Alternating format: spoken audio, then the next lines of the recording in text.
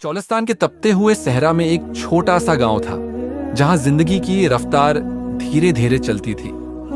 इस गांव के एक किनारे एक पुरानी मगर मजबूत दीवारों वाला घर था जिसमें हाजी सुलेमान अपनी अकलौती बेटी के साथ रहता था।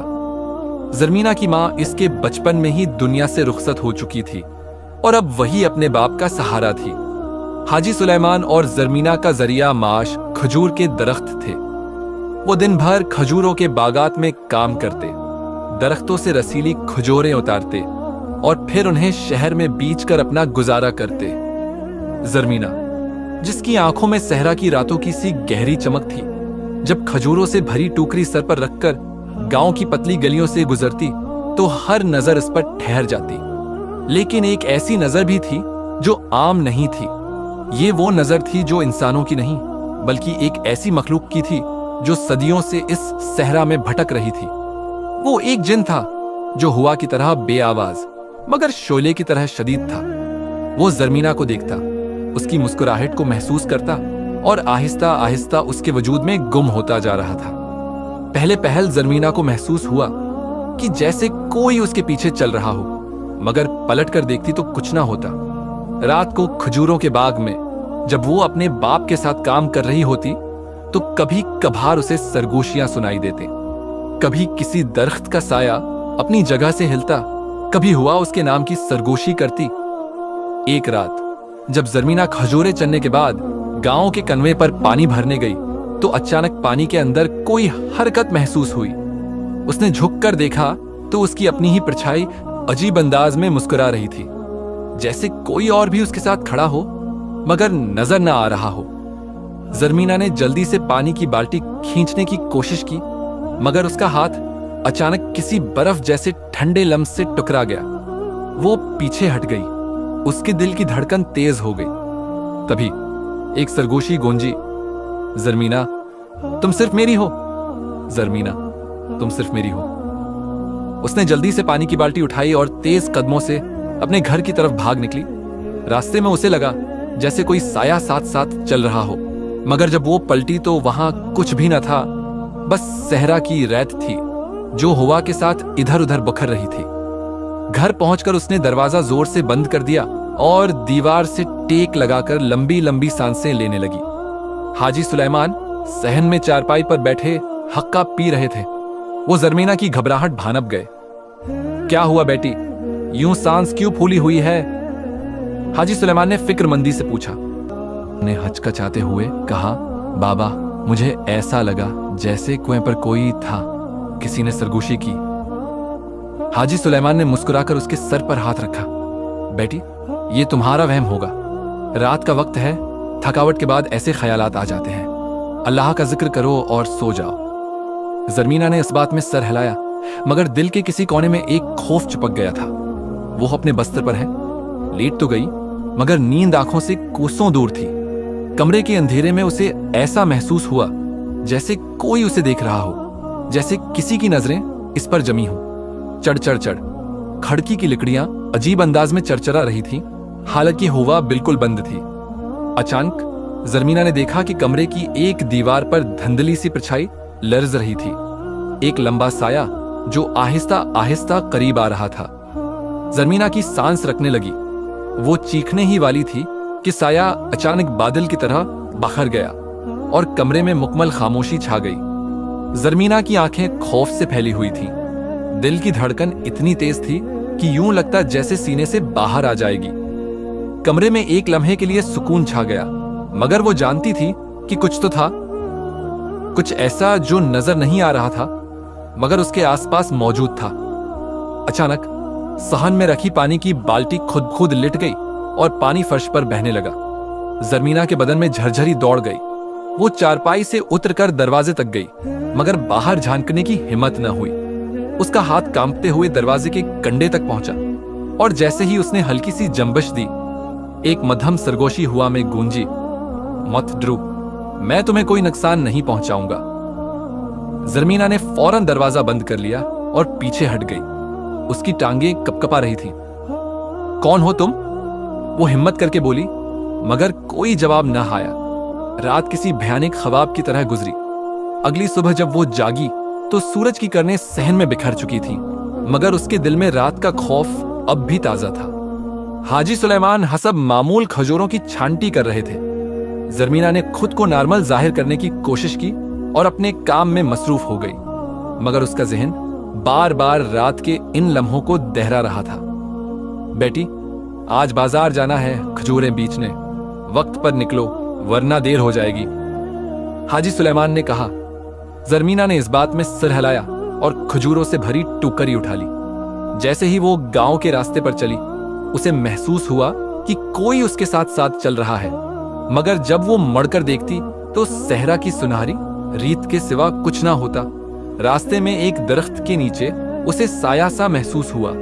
जैसे ही वो करीब पहुंची, एक सर्द हवा का झोंका उसके चेहरे से टकराया और वही आवाज फिर से गूंजी, जरमीना, मैं तुम्हें देखता हूं, तुम्हें चाहता हूं। जरमीना के हाथ से खजूरों की टोकरी छोड़ते छोड़ते बच्ची। इसने इर्द-गिर्द नजर दौड़ाई, मगर वहां कोई भी नहीं था। अब यह मामला आम नहीं रहा था। वो जान चुकी थी कि ये कोई नजर का धोखा नहीं, बल्कि हकीकत थी। जरमीना की सांस रुकने लगी। वो जल्दी से खजूरों की टोकरी मजबूती से थामे आगे बढ़ने लगी, मगर उसकी पश्त पर वही सरगोशी बार बार गूंज रही थी। जरमीना, रख जाओ, मैं तुमसे कुछ कहना चाहता हूं। वो लड़खड़ाई, मगर खुद को संभाल कर भागने लगी। बाजार के करीब पहुंचकर लोगों की आवाजें सुनाई देने लगी और जैसे ही वो हुजूम में दाखिल हुई, वो सरगोशी खामोश हो गई। मगर जरमीना जानती थी कि ये किस्सा खत्म नहीं हुआ था। बाजार में खजूरें बेचकर जब वो वापस गांव की तरफ लौटी तो सूरज ढल चुका था। आसमान सर्क पड़ चुका था और हवा में अजब सी बोझलपन थी। रास्ता तन्हा था, मगर जरमीना ने दिल मजबूत करके कदम आगे बढ़ाए। अचानक पीछे किसी के कदमों की आहट सुनाई दी। वो तेजी से मुड़ी, मगर वहां कुछ भी न था, बस रीत, खामोशी और सहरा की वीरानी। ये मेरा वाम है, वो खुद को समझाने लगी और आगे बढ़ने लगी। मगर अगले ही लम्हे एक सनसनीखेज झोंका उसके इर्द-गिर्द लिपट गया। यूं लगा जैसे हवा में कोई मौजूद हो, जैसे कोई नादीदा हस्ती उसके इतने करीब हो कि वो इसकी सांसें सुन सके। जरमीना। ये आवाज अब की बार इतनी करीब थी कि उसकी रूह तक कांप गई। वो जमीन पर गिरने लगी, मगर किसी नादीदा ताकत ने उसे थाम लिया। यूं लगा जैसे किसी ने उसे अपनी बानाहों में भर लिया हो।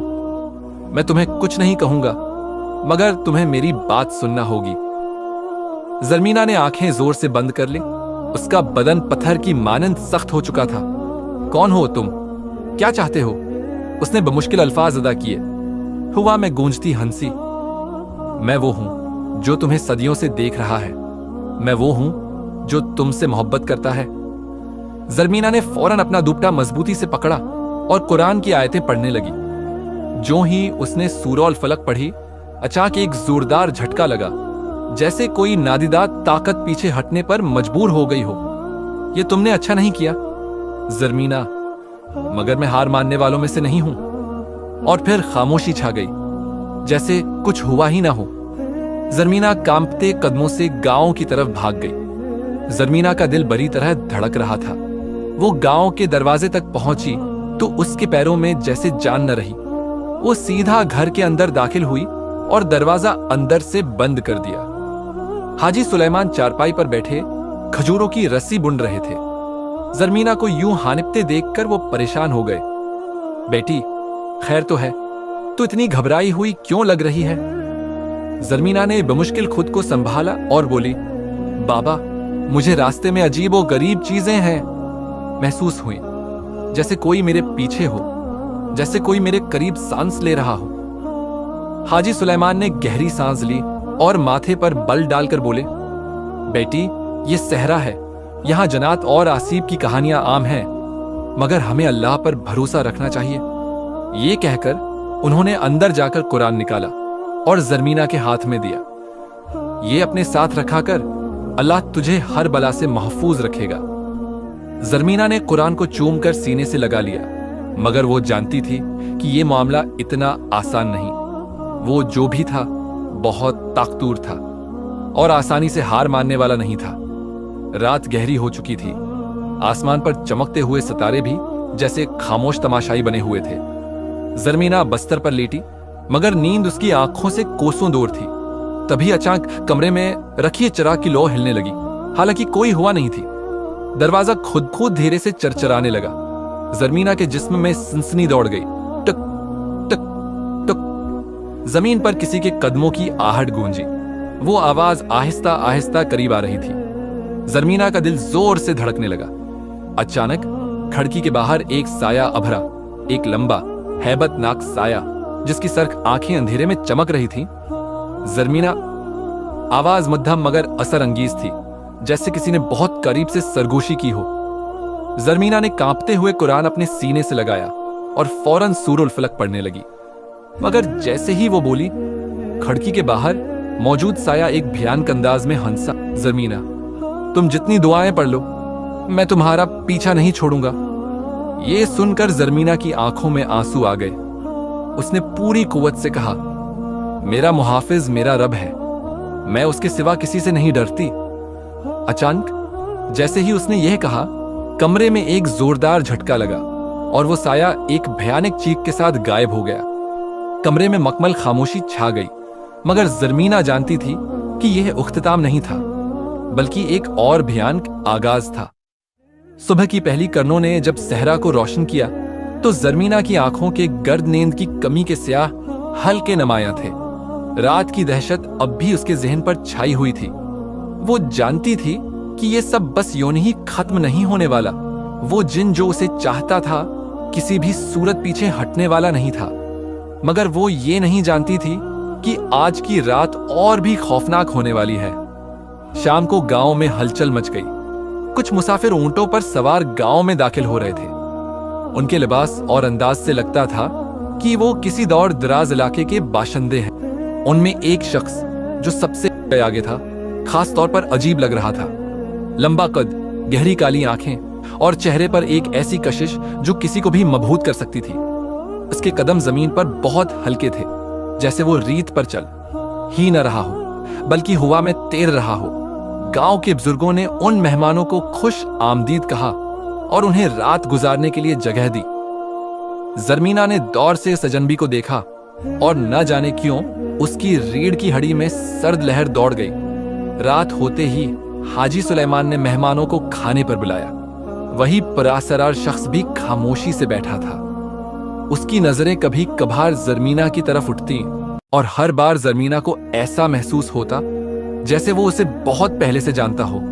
खाने के बाद जब सब जाने लगे, वो शख्स अचानक रख गया और हाजी सुलेमान से कहा, हाजी है साहब, मैं कुछ दिन आपके गांव में क़याम करना चाहता हूं, अगर आप इजाजत दें तो। हाजी सुलेमान ने मुस्कुराकर कहा, हमारे गांव में हर मेहमान का खैर मुकद्दम है।